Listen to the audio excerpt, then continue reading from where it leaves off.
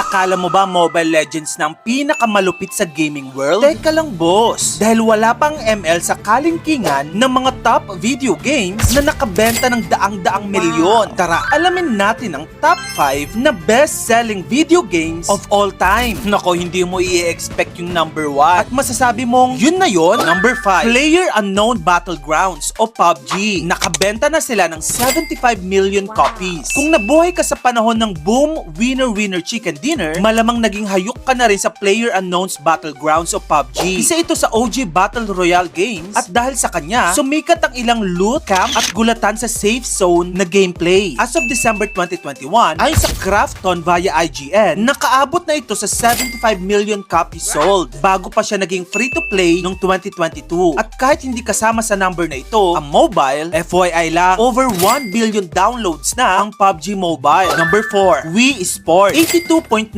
million copies. Noong 2006, bago pa ang virtual reality o VR at body trucking, pinagpapawisan na tayo ng todo sa sala. Salamat sa Wii Sports. Tennis, bowling, boxing, baseball, lahat yan sa isang console na kailangan mo lang iwagayway ang remote. Bakit ang taas ng sale? Kasi bundled ito sa Wii console, as in automatic na kasama. Kaya umabot ito sa 82.9 million copies at kinoronahan bilang best-selling single platform exclusive of all time. Number 3, Grand Theft Auto 5, over 200 million copies. Kung meron mang aka profitable na entertainment release sa buong mundo, hindi ito pelikula, hindi ito album, ito ay GTA 5. Since 2013, hindi pa rin siya nalalaos. Open world na may mission, crime, car chases, at random chaos. At dahil inilabas siya sa tatlong console generation plus PC, umabot na sa 200 million copies ang nabenta ng GTA 5 by July 2024. Ito pa, fastest media title ever to reach $1 billion in sales din ito. Number 2, Minecraft, 300 million copies. Kung ina-expect mo ito yung number 1 kasi sobrang phenomenal ng Minecraft, hindi, number 2 lang ito. Ang Minecraft ay hindi lang basta laro, isa na siyang kultura. Since 2011, binigyan tayo ng mojang ng open world na pwede mong hukayin, sirain,